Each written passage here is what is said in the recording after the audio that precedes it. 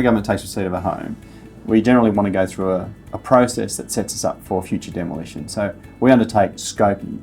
Now scoping is quite detailed.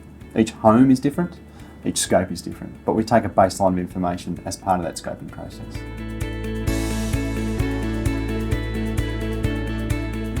When the task force arrives to a home and they undertake that scoping process, we're looking at all sorts of things. We want to look at the type of home that it is, the way it's located, where it's located. We're looking at all sorts of infrastructure, such as water connections, gas connections, overhead power lines, trees that could be in the power lines.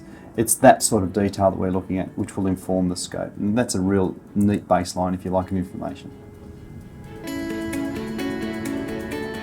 The big reason we undertake these scopes is we don't want the project running for 10 years. This is all about efficiency. So by the task force getting in nice and early, we can do a baseline of information for the demolition contractor. So then they don't have to deal with the utility suppliers, they don't have to deal with the trees and the overhead power lines. We want to be able to facilitate all that on their behalf. And in part of that, there's also a consultation process that we work with the demolition contractors too. So we're not just doing work for the sake of it, we're doing it because it's work that they don't have to do, if you like.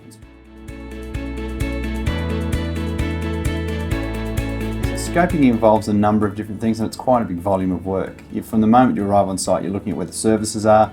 Again, it's gas, it's power, it's water, it's all those sort of things. We're also looking at the conditions of fences, we're also looking at overhead power lines, so they're quite detailed. It can be 30 minutes, it can be 2 hours, but each home is uniquely different. A big part of when we do our scoping is that we're going to come across significant trees or large trees or even registered trees. Respectfully, we want to maintain and manage those trees. We'll also work with arborists who will independently assess a tree and we'll look at the quality of the tree. So we will take a proactive step, clean up dead limbs, make sure that tree is prevented in a safe place when we enter a sales phase, or unfortunately sometimes trees have to be removed.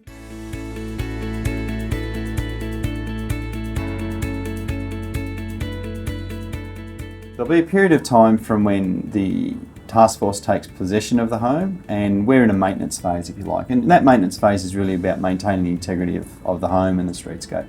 That's the window where it's leading into demolition. So that could run from 1 week to 6 months, 12 months, 24 months. It purely depends on how the demolition program goes on. But each home is treated in the same respectful manner.